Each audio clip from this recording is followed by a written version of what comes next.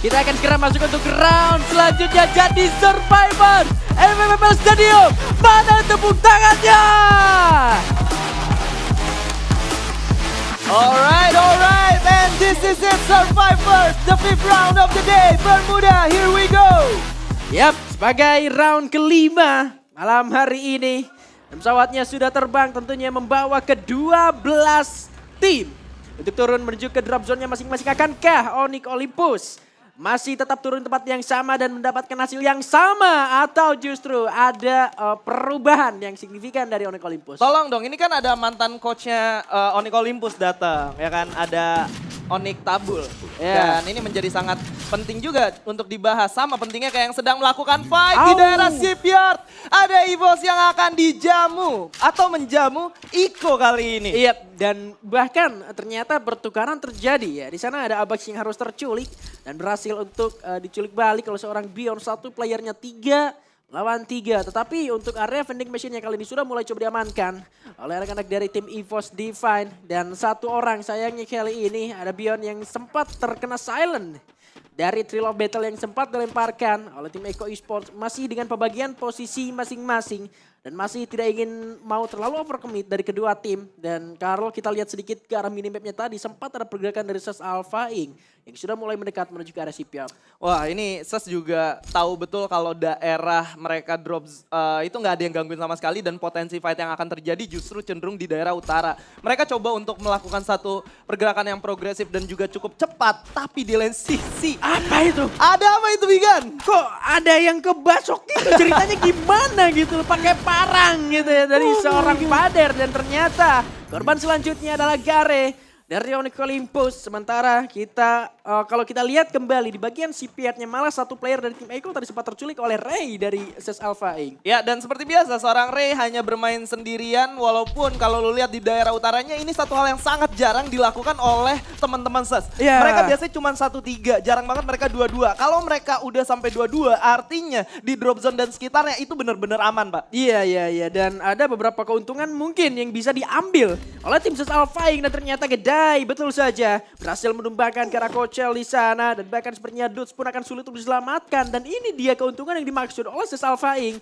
Mereka berhasil mendapatkan 2 player sekaligus dari 2 arah yang berbeda dengan pembagian posisi yang mereka lakukan. Adanya potensi yang bisa menimbulkan menambah poin ya untuk SES Alpha Inc. ini benar-benar dimaksimalkan oleh mereka. Kan kalau kita lihat EVOS itu masih ada 3 orang ya. Dan tapi dari kejauhan Andri Q berhasil di pick off oleh seorang Cibeng kali ini. Apakah Andri Q masih bisa diselamatkan karena itu masih cukup open field. Ada usaha dari seorang Vader untuk bergerak maju dan coba menyelamatkan satu orang kawannya di depan. Masih bisa. 2 poin eliminasi udah berhasil didapatkan by the way oleh Kagendra. Yap, tapi posisi mereka yang cukup jauh bersama dengan rekan-rekannya. Tapi langsung dengan adanya vehicle yang dilakukan digunakan. Rekan-rekannya berada di bagian sebelah mana, tetapi pemaksimalan dari Cibeng ini benar-benar sangat luar biasa menggunakan karakter dari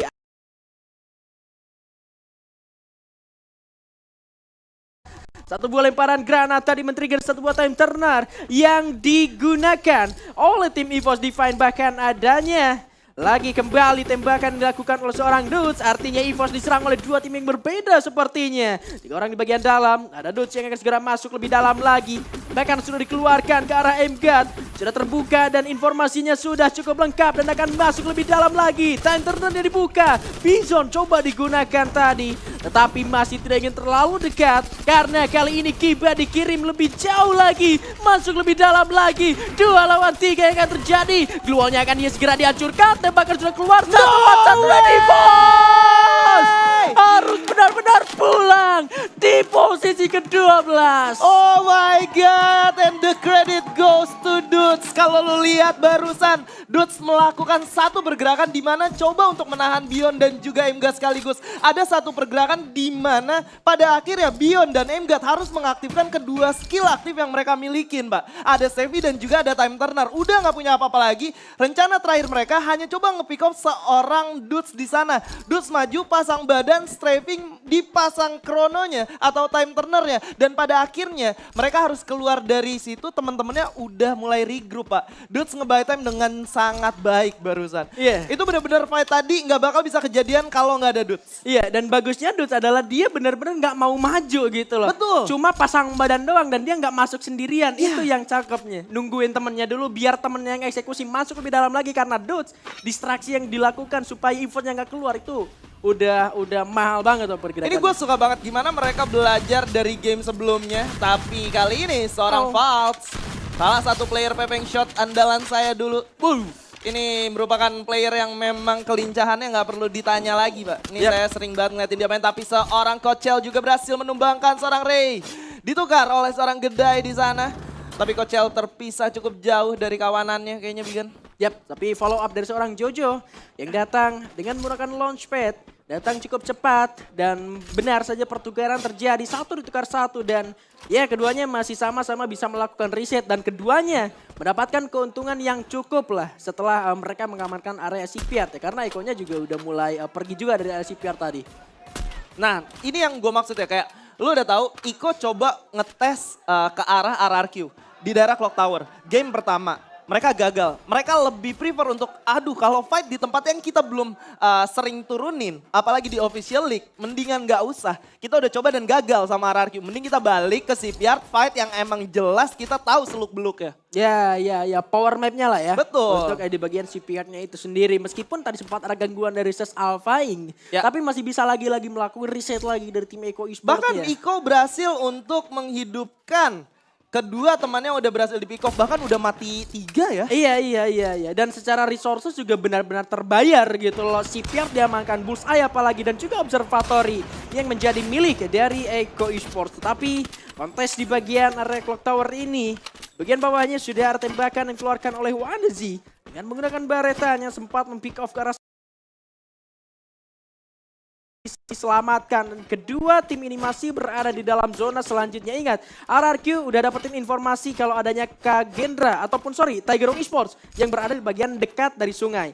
MBR juga udah ketahuan, di belakangnya masih ada OP Griffin lagi yang mungkin ini bisa kontes ke bagian MBR atau mereka ngamanin area luaran dari Rimnam Village ya bagian sungai. Ini udah 2 game berjalan Ya. dan zonanya selalu berada di dekat RRQ. Ya.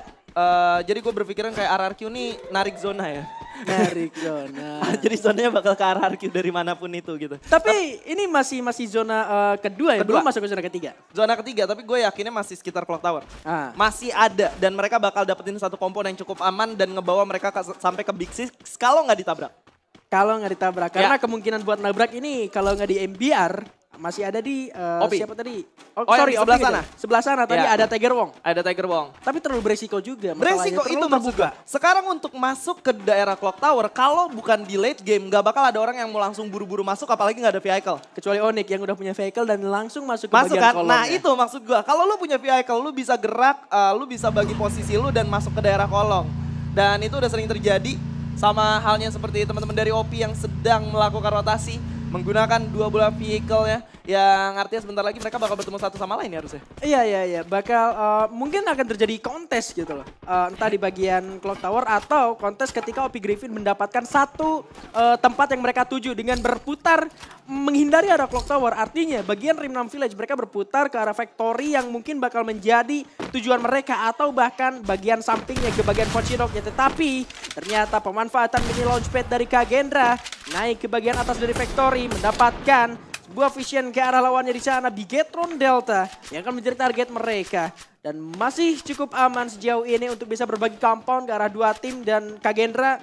Gue yakin mereka nggak bakal turun kalau misalkan nggak ada kesempatan dapetin pick off 1 atau 2 pemain dari Dan Bigetron. nggak ada kepentingan juga untuk turun. Betul. Tapi lo tau nggak, kalau lo nonton Liga Luar ya, ada trik di mana mereka menggunakan mini launchpadnya, naik ke atas ini, harus ada 2. Ada yang sama airdrop. Dan mereka naik ke airdropnya dipakai tuh di ujung-ujungnya. Launchpadnya lagi buat masuk ke dalam zona selanjutnya. Pak itu jauh banget lompatnya Pak. Sumpah jauh banget Pak, nggak bohong. Pindah map nggak? Enggak, Ke kan Purgatory. dari Factory tuh. Itu langsung ke Nextera. Jauh. Iya. Boleh juga. Tapi nggak sampai kayak gitu lah ya. Tapi dengan adanya mini launchpad yang digunakan oleh tim Kagendra itu sendiri. Artinya ada satu vision yang bisa didapatkan cukup luas oleh Kagendra itu sendiri untuk bisa mengawasi bagian dari picknya itu sendiri. Clock Tower mungkin sampai ke arah jalanan yang ada satu buah tower di sana itu mungkin masih bisa menjadi dalam pengawasan dari Kagendra itu sendiri. Mungkin bagian Pochinok juga ini masih bisa diamankan dan zonanya masih bersinggungan Factory dan juga area Clock Tower dan ini juga memungkinkan terjadi adanya fight antara tim Mararkyu, Tiger Wong Esports bersama dengan Onyx Olympus yang ada di bagian Clock Tower. Ya, seperti yang saya bilang ya. Tapi kan skenario yang saya bilang tadi nggak ada yang ngalangin RRQ-nya. Ya. Ini ada Onyx dan Onyx punya chance yang lebih besar untuk bertahan karena mereka nggak dikejar sama zona terlebih dahulu. Ya, benar. Melainkan RRQ duluan nih yang bakal dikejar gitu kan. Dan kalau sekiranya RRQ nabrak ke teman-teman Onyx, yang harus kita ketahuin Onyx 2 orang depannya ini juga benar-benar kuat. Ini bakal menjadi satu fight yang seru banget kalau mereka bakal fight satu sama lain sih. Belum lagi MBR-nya Nah. yang bakal masuk juga. Entah Iya. mungkin dari samping sebelah kanan dari RRQ-nya.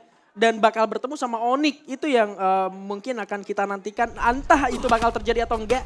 Karena ternyata justru dari MBR-nya tadi sempat mendapatkan satu takedown ke arah tim OP Griffin. Di mana ke MBR? Di mana? Di sini justru malah ada Echo. Nah, MBR-nya yang jadi nggak kelihatan ya. MBR yang Ini jadi nggak menjadi kelihatan. satu pertanyaan yang cukup sulit juga tentunya. Tapi kalau di lain sisi kita lihat dari SES mereka coba untuk bermain di zona lambat, menyimpan 2 buah vehicle yang bisa mereka gunakan untuk masuk ke dalam zona selanjutnya. Ini sebenarnya escape plan-nya bisa gue bilang dari SES ini udah oke banget. Tapi tinggal gimana caranya mereka membaca situasi dan juga drop zone dari lawannya yang sekiranya rotasi mereka selanjutnya nggak bakal ketemu orang lain. Iya. Dan ini dia bagian Clock Tower bukan sama Onyx dan bukan sama Tiger Wong Esports. Tapi Echo Esports yang akan datang mengamankan zona bagian bawah dan tidak akan dibiarkan oleh seorang Razor karena tembakan terus dikeluarkan. Hampir saja tadi satu kepala terpick off.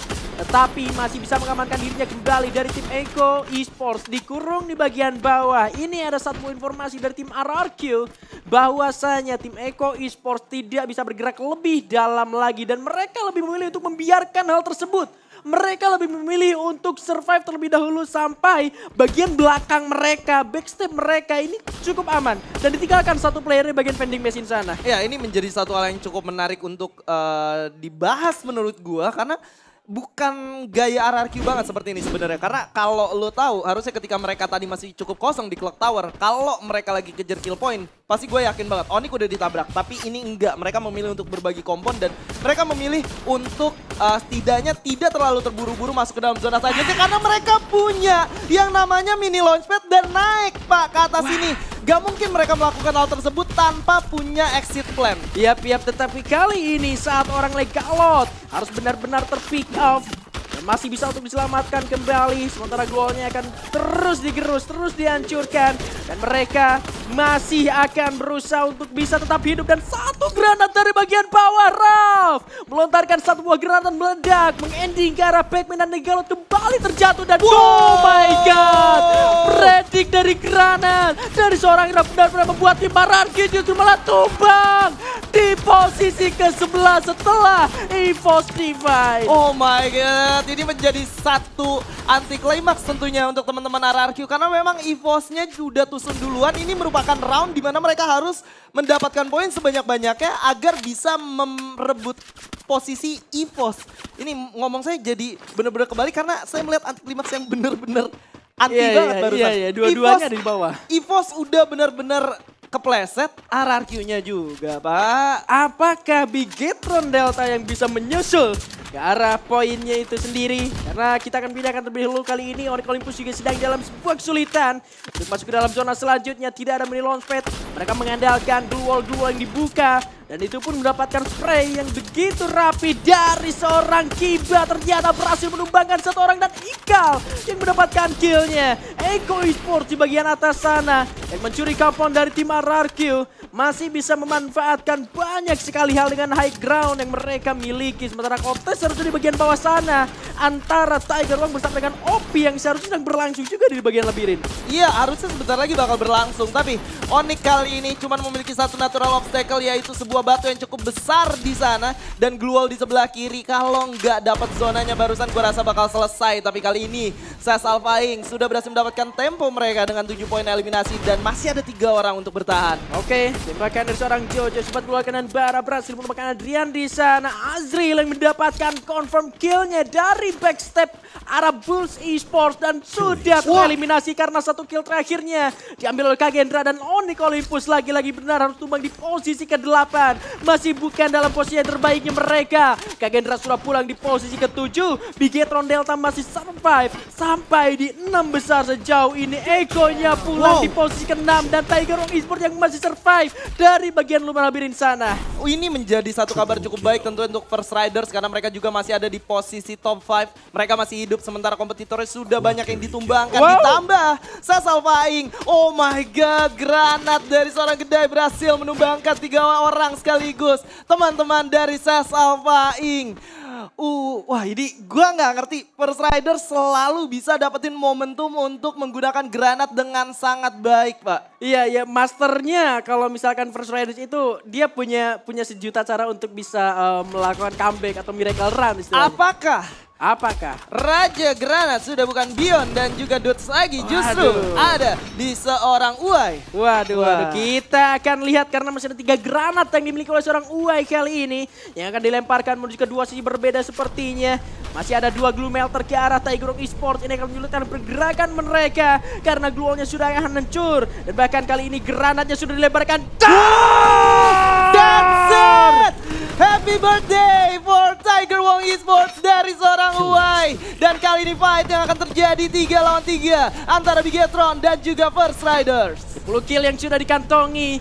Akankah 3 poin terakhir menjadi milik First Riders Storm atau justru malah Bigetron Delta yang kali ini sedang bertahan di balik sebuah tembok dengan adanya 2 trap landmine. Tetapi First Riders Storm mereka tidak akan melakukan maju lebih dalam lagi, memaksimalkan pertempuran jarak jauh dan memaksa ke arah Bigetronnya yang keluar dari bagian tembok tersebut. Tembakan-tembakan jarak jauh bahkan dengan terogonnya kali ini. Tapi Sue pick off and shotnya sangat luar biasa. Membuka jalan untuk teman-temannya. Ada 1 shotgun diaktifkan tapi Demi terjatuh. Uai tersisa dan Bigetron Delta. The Red Robot takes the booyah. Congratulations for Bigetron Delta.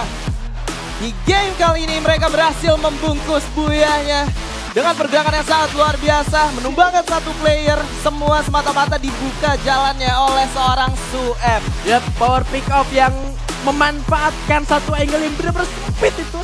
Satu patahan dikit doang. Ini bakal beda halnya kalau